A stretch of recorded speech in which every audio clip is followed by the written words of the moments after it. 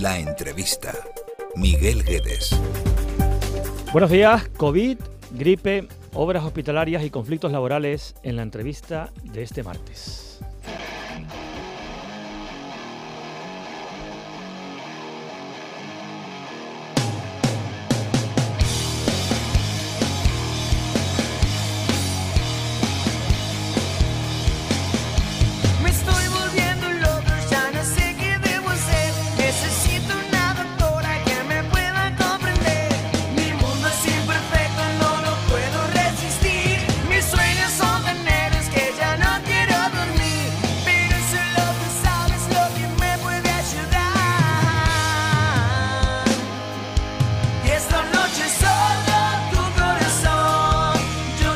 El complejo hospitalario insular materno-infantil de Gran Canaria se ha convertido por momentos en una gigantesca olla a presión por los efectos de la pandemia, la saturación de las urgencias y varios conflictos internos con el personal. La obsolescencia de parte de sus instalaciones y el fuerte aumento de la población que es atendida en este centro de referencia ha contribuido claramente a esta situación. De cómo se gestionan estos problemas y del futuro de ambos hospitales hablamos ya con Alejandra Torres, que es gerente del complejo hospitalario universitario insular materno-infantil de Gran Canaria. Bienvenida, buenos días. Gracias, buenos días Miguel, a ti y a todos los oyentes de Canarias Radio. Bueno, ¿usted siente que el complejo que dirige es una fuente inagotable de problemas? Bueno, en cualquier sitio en el que se realiza una labor tan importante como es la atención sanitaria a toda la población del área sur de Gran Canaria, ya solo por el volumen de trabajo que tenemos, pues surgen problemas todos los días. Y bueno, esa es nuestra labor, lidiar con esos problemas, intentar darles la mejor solución posible para que la población esté convenientemente atendida, que es nuestro primer objetivo. Pero ¿no tienes la sensación cuando lee, cuando escucha, cuando observa, que parece como si el hospital Dr. Negrín, el otro hospital de referencia de Gran Canaria, parece que se lleva todos los parabienes, todos los premios, todos los elogios, todos los aplausos, y el insular materno-infantil es todo lo contrario, donde están los problemas, donde están los conflictos, donde están... No lo digo de ahora, es algo que ha ocurrido pues históricamente, ¿no? En los últimos 20 años, si quiere, ¿no? Todo el tiempo que lleva el Negrín abierto, de que uno se lleva toda la gloria y el otro se lleva toda la penuria. Bueno, partimos de situaciones totalmente distintas. Yo, en primer lugar, sí quiero que quede claro que todo el sector sanitario público tiene un valor que es igual en todos los centros públicos del archipiélago, que son sus profesionales.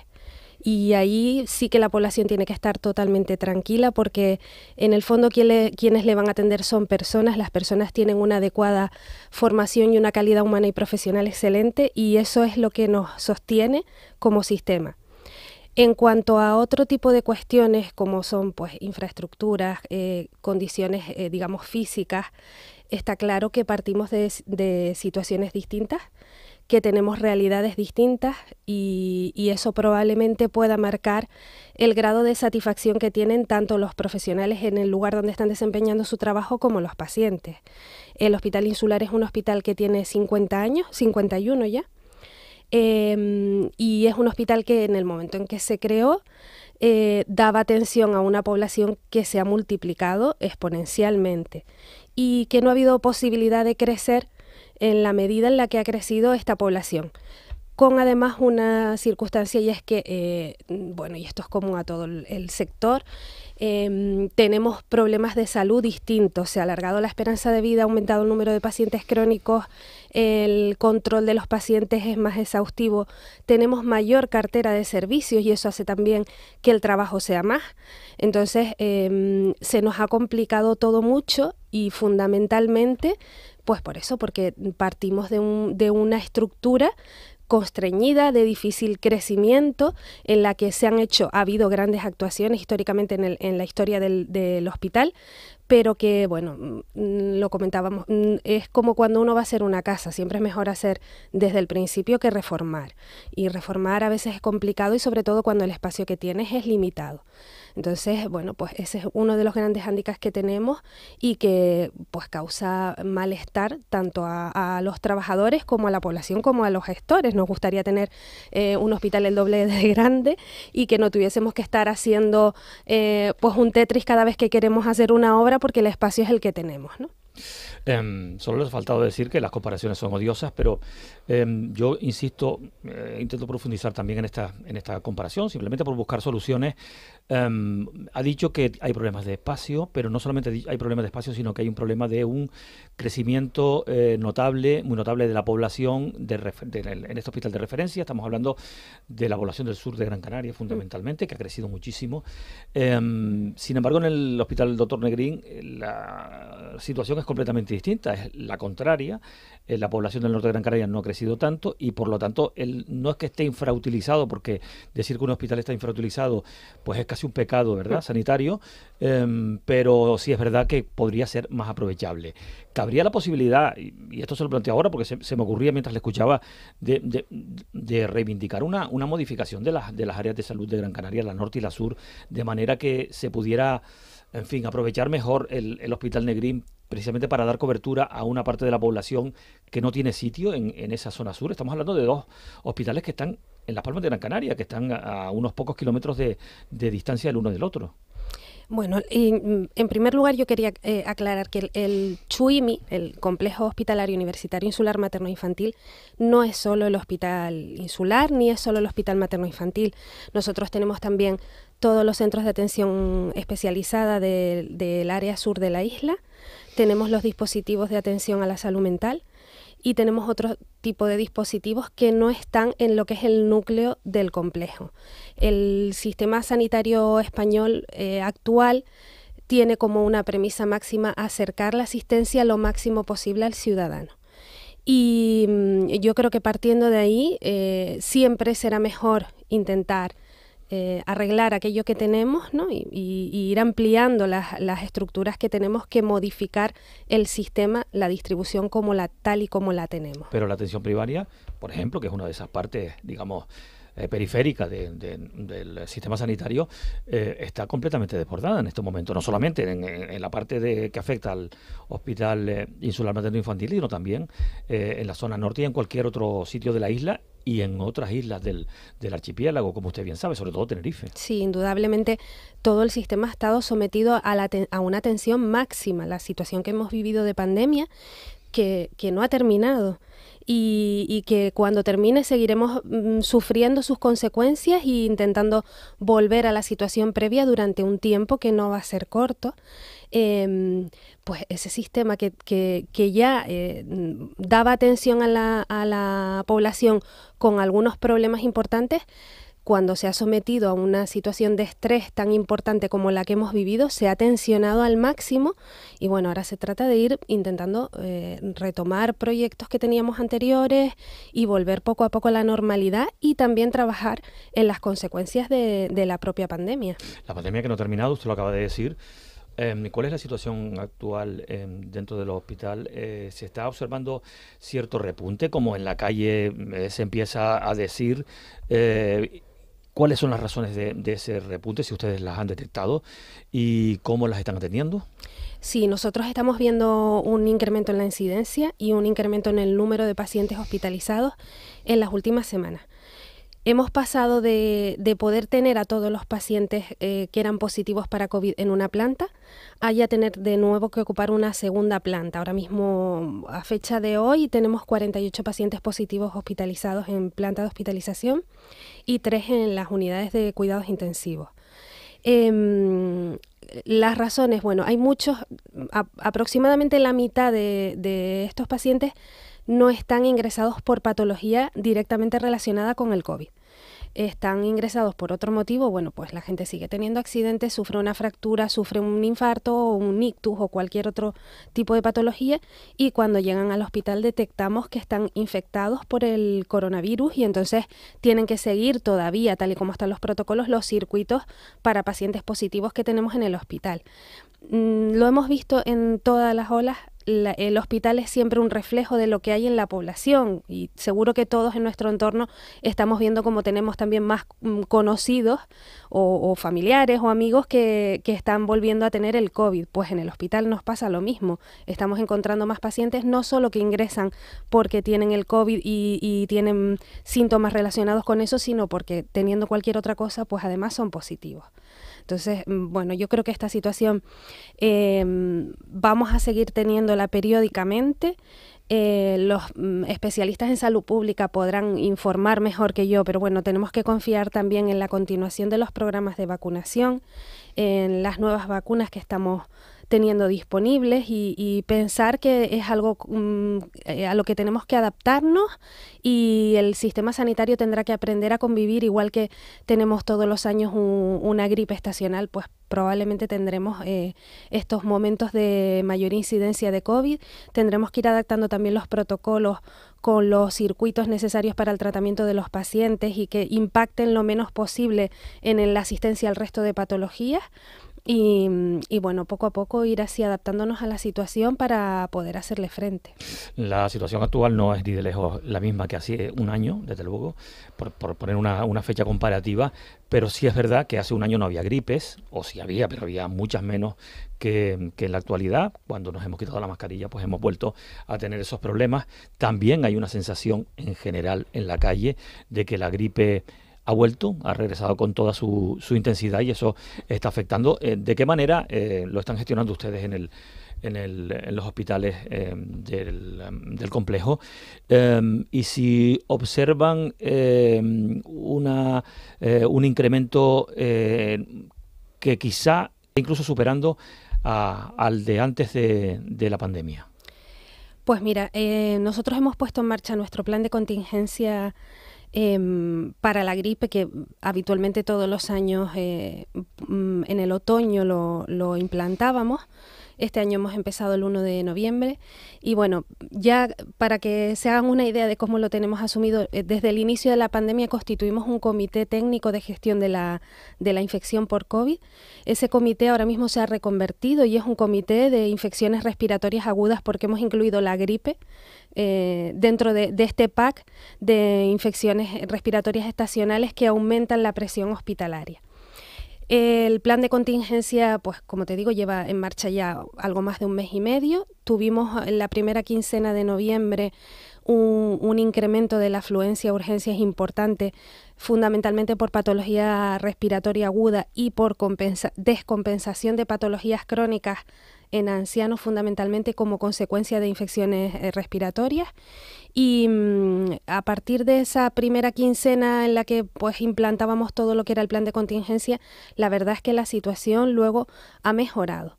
Y aunque sí que tenemos muchos casos de gripe, que vemos además las gráficas que nos remite semanalmente Salud Pública de la incidencia, pues ahora mismo la presión hospitalaria no está siendo tan alta como para que tengamos demasiados problemas y los vamos pudiendo asumirla. Ahora profundizamos sobre ese plan de contingencia o plan de choque contra sobre todo el colapso de las urgencias, pero antes le quiero preguntar por una previsión de la situación de estas infecciones respiratorias, fundamentalmente gripe y también COVID, a partir del mes de enero, que es cuando el invierno empieza justamente mañana, el invierno meteorológico, y es de suponer que enero, febrero son meses tradicionalmente muy complicados en la sanidad. ¿Cómo lo afrontan en este momento? Pues mira, ya como te comentaba, tenemos todo el plan de contingencia ya en marcha. A principios, en el primer trimestre del año pasado, abrimos la planta 3 norte del Hospital Insular con un incremento de 20 camas. Reforzamos todo el personal, la plantilla de urgencias está ya al completo. de todas las categorías. Hemos contratado los refuerzos y además tenemos una plantilla volante de refuerzo y un número de contratos que hacemos en función de la presión asistencial.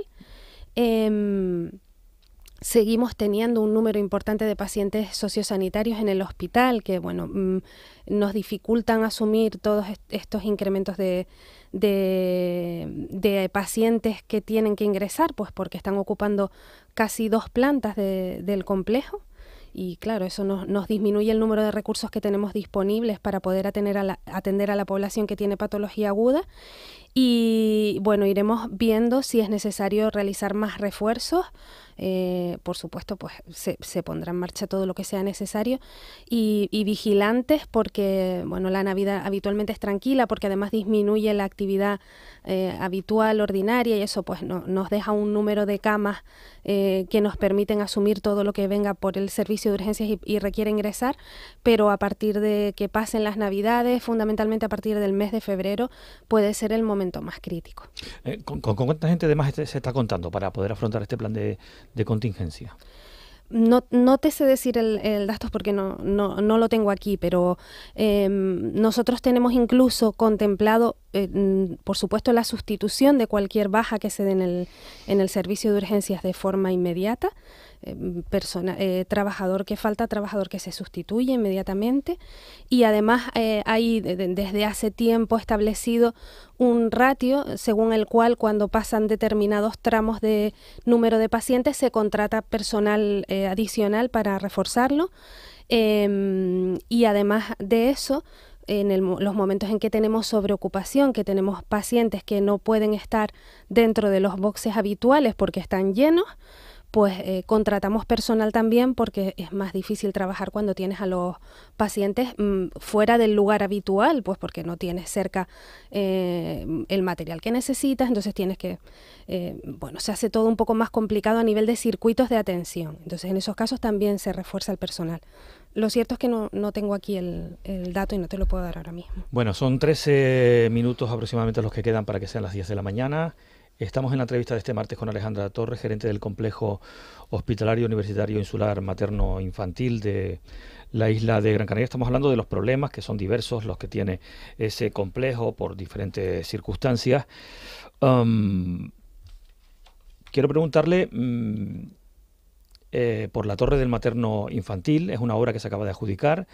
¿Cuáles son los plazos? ¿Qué es lo que va a suponer esta infraestructura para el complejo? Porque igual que hay problemas por el exceso de población que es atendida, por el colapso de las urgencias y por diversas cuestiones históricas que afectan al complejo, también hay un problema de infraestructura, de falta de infraestructura para poder, en fin, dar cabida a servicios que son fundamentales.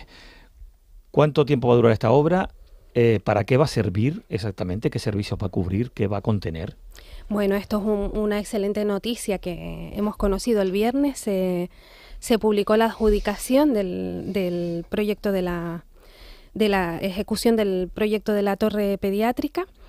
El materno infantil es un hospital que tiene 40 años, cumple este año, y poco a poco a lo largo de los años se han ido haciendo actuaciones que vayan reformando y ampliando sus instalaciones. Pues, en las parte de consultas externas se le dio solución con el tema del edificio del mar, que ya lleva muchos años en funcionamiento. Se han reforzado otras áreas como las urgencias, tanto pediátricas como de ginecología y obstetricia y el paritorio, la unidad de cuidados intensivos, y hay un núcleo central del edificio primitivo, que es el que tiene las áreas de hospitalización, tanto obstétrico-ginecológicas como pediátricas, que es el que tiene más años y está con más necesidad de reforma. Entonces, la torre pediátrica viene a dar respuesta a la parte, fundamentalmente a la parte de hospitalización pediátrica, todo lo que es la asistencia pediátrica de niños que requieren ingresos. La obra tiene un importe de 43 millones, es una obra muy importante, de una gran envergadura. Tiene un plazo de ejecución de 36 meses. Está dividida en varias fases y es un edificio que tiene 2 plantas bajo rasante y 7 sobre rasante, 9 plantas en total, y requiere la demolición de una parte del edificio antiguo. Entonces la primera fase consistirá en el traslado del servicio de mantenimiento y algunas otras unidades que están albergadas en ese edificio para poder iniciar la demolición, y luego el crecimiento del nuevo edificio que está aledaño al actual. Pues yo creo que va a ser un antes y un después del Hospital Materno-Infantil. Eso le iba a decir, si eso va a contribuir a lo mejor a quitarse esa imagen que lastra al complejo de antigüedad, en fin, de muchas carencias, ¿no? Sobre todo en materia de infraestructura. Sí, seguro, porque bueno, pues el edificio, la verdad es que va a tener, bueno, es un diseño moderno, con un concepto de la atención pediátrica totalmente distinto. Hace 40 años la pediatría pues se concebían grandes salas de hospitalización con un control de enfermería en el centro, y los niños se ponían juntos porque además en ese momento se decía que era conveniente que pasasen el proceso de la enfermedad juntos. Y hemos tenido que irnos adaptando para que ganasen en privacidad, pero bueno, ahora lo que vamos a tener es un hospital con unos niveles de una estructura que nos va a permitir una humanización maravillosa, una unidad de oncomatología con espacios al aire libre, una unidad de cuidados intensivos neonatal con las infraestructuras más modernas para poder llevar a cabo proyectos de altísima especificación y cualificación. Vamos a tener una planta de especialidades pediátricas quirúrgicas que van a estar al mismo nivel que los quirófanos, con el mínimo desplazamiento posible, y al mismo nivel de la unidad de cuidados intensivos pediátricos. Vamos a tener en todas las plantas áreas de descanso para padres y madres de los niños hospitalizados, incluso áreas para que puedan llevar a cabo su trabajo las asociaciones de padres y las ONGs que colaboran con nosotros en el día a día de la atención y de promover el bienestar de los niños que están hospitalizados. Entonces va a ser fundamental para poder dar un plus de calidad a la atención pediátrica que estamos teniendo ahora mismo. Bueno, eso será dentro de 3 años, pero bueno, vamos a volver un poco a la actualidad. Antes estábamos hablando de la situación de la COVID. La COVID ha dejado muchas secuelas, sobre todo en salud mental. Me consta que el complejo pues tiene sus propias líneas de actuación en esta materia, que además es tremendamente activo. ¿Podría explicar un poco en qué ha consistido todo esto y cómo se crea esa especie de comité que se creó en su momento para ayudar a las personas que lo estaban pasando realmente mal? Bueno, pues nosotros tenemos la suerte de tener un servicio de salud mental muy activo, que además está muy implicado en el bienestar no solo de los pacientes, sino también de sus propios compañeros. Y tuvimos varias iniciativas que partieron tanto del Servicio de Salud Mental de Adultos como el Infanto-Juvenil, para cuidarnos a todos los que estábamos viviendo esa situación. El Servicio de Salud Mental de Adultos hizo un programa que llamaron Programa de Regulación Emocional, en el que a través de varias intervenciones de su personal, fundamentalmente de psicólogos, pues se hacían actividades con el personal que nos enseñaran a cómo enfrentarnos a esa situación de estrés superior al normal que estábamos viviendo.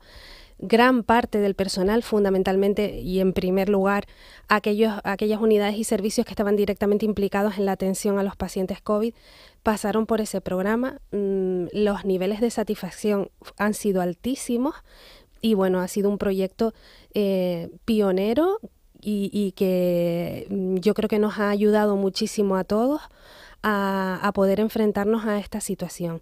Luego también el Servicio de Salud Mental Infantil pues elaboró distinta documentación que pusieron a disposición de todos los trabajadores, fundamentalmente de aquellos que tenemos niños pequeños, ¿no? Para ayudarnos a explicarles qué era lo que estaba pasando, porque nosotros teníamos que estar trabajando y otros padres o madres estaban en casa teletrabajando y que la verdad es que fueron también muy útiles para que el personal sanitario pudiese llevar a cabo la labor que estaba realizando con el mínimo impacto posible en sus vidas personales. Bueno, ya estamos terminando. No quiero dejar de preguntarle por asuntos sobre los que no le he preguntado hasta ahora. He hablado mucho de los problemas, de cómo se resuelven, cómo se gestionan. Le voy a hacer dos preguntas que probablemente las preguntas son fáciles, pero las respuestas probablemente no. Hace 2 semanas fue destituida la jefa de ginecología y obstetricia, Alicia Martín, a pesar de sus buenos resultados profesionales. ¿Qué es lo que ocurrió? Bueno, pues esta ha sido una decisión interna que ha tomado la gerencia y el equipo directivo basada únicamente en motivos de gestión en los que yo pues no voy a ahondar ahora mismo. La jefa del servicio estaba nombrada con un puesto de libre designación y al igual que ha sucedido en otras ocasiones, porque esto es algo que, bueno, en todos los hospitales no es frecuente, pero pasa de forma regular y de hecho hay un procedimiento que está establecido para hacerlo y bueno, se tomó esta decisión y fue la que se llevó a cabo. El servicio de obstetricia y ginecología es un servicio que tiene una calidad excelente y esto es gracias a todos y cada uno de los trabajadores que desempeñan su labor en él todos los días. Diría que ha habido una crisis de confianza. Bueno, cuando uno nombra a alguien con un puesto de libre designación se basa fundamentalmente en eso. Y quiero preguntarle también por el caso Mascarilla. Sabe que el director general del Servicio Canario de la Salud, Conrado Domínguez, fue destituido, o mejor dicho, presentó su dimisión, pero prácticamente poquito antes de que fuera destituido, pues a causa de este caso. ¿Sabe usted que ustedes están acostumbrados, los hospitales en general, y sobre todo las gerencias, a gestionar todo lo que tiene que ver con las compras de material? Sin embargo, cuando llegó la pandemia se produjo un cambio, digamos, en el sentido de que todo aquello lo llevó, no sé si personalmente, pero bueno, probablemente le correspondía por el cargo que ejercía al director general, en este caso del Servicio Canario de la Salud, y le hizo contar con empresas que eran, digamos, ajenas o no estaban especializadas en este tipo de material. Sobre toda esta cuestión, ¿cómo lo ha vivido? Bueno, yo la verdad es que tampoco tengo información. Nosotros en ese momento, era un momento muy complicado.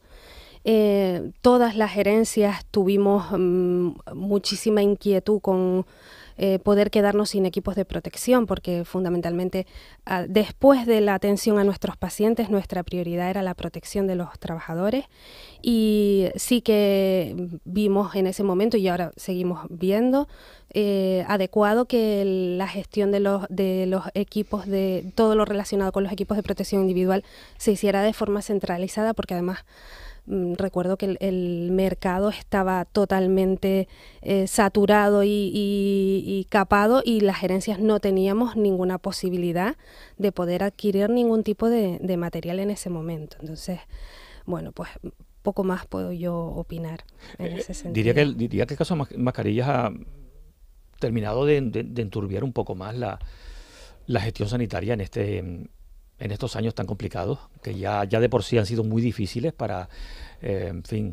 los y las profesionales sanitarios y sanitarias de Canarias. Bueno, Miguel, yo diría más que eso, que la pandemia nos hizo pasar momentos muy complicados y mi visión es más positiva. Creo que lo que tenemos que sacar es lo que hemos aprendido. A lo mejor también hemos tenido que aprender a base de los golpes que nos hemos llevado, pero lo fundamental es que intentemos sacar qué cosas buenas ha traído esto a nuestra vida, qué hemos aprendido también en gestión sanitaria, qué hemos aprendido en atención a la población, qué hemos aprendido en los aspectos relativos con la humanización de la atención. Para mí una de las cosas más duras fue tener que tratar a un paciente que no podía ser visitado por sus familiares, un paciente que fallecía sin poder despedirse, ¿no? Esas cosas básicas de la atención sanitaria que más que la medicina es lo que nos mueve, ¿no? La compañía, el cuidado, y eso es lo que yo quiero llevarme de la pandemia. Más que los problemas, lo que hemos aprendido de cómo nos hemos tenido que enfrentar a esos problemas. ¿Ese aprendizaje se reduce solo al personal o cree que también el resto de la sociedad le voy a incluir la clase política como si fuera, en fin, algo aparte de la sociedad, que no lo es, porque forma parte también de la misma. ¿Cree que todo el mundo ha aprendido de esto? Sí, sí, sí. Yo creo que sí. Vamos, estoy convencida de que sí. Yo creo que si buscamos, el que piense que no ha aprendido algo a lo mejor es porque no se ha dado cuenta de lo que ha aprendido, ¿no? Pero, y a lo mejor eso es lo primero, la humildad, ¿no? La fragilidad y cómo somos vulnerables a cualquier cosa. Y no solo nosotros físicamente, sino nuestro sistema y la vida que hemos montado, todo lo que hemos construido a nuestro alrededor, de repente se puede caer de un momento a otro. Si no hemos aprendido eso, mal vamos. Alejandra Torres, gerente del Complejo Hospitalario Universitario Insular Materno Infantil de Gran Canaria, muchas gracias por venir a la radio pública. Muchas gracias. Mucha suerte, a ustedes. porque su suerte será la de mucha gente que está Sí. ahí en ese hospital trabajando y siendo atendida en esos hospitales. Y feliz Navidad. Igualmente, muchísimas gracias a ustedes y un saludo y una felicitación a todos los oyentes. Buenos días. Pienso en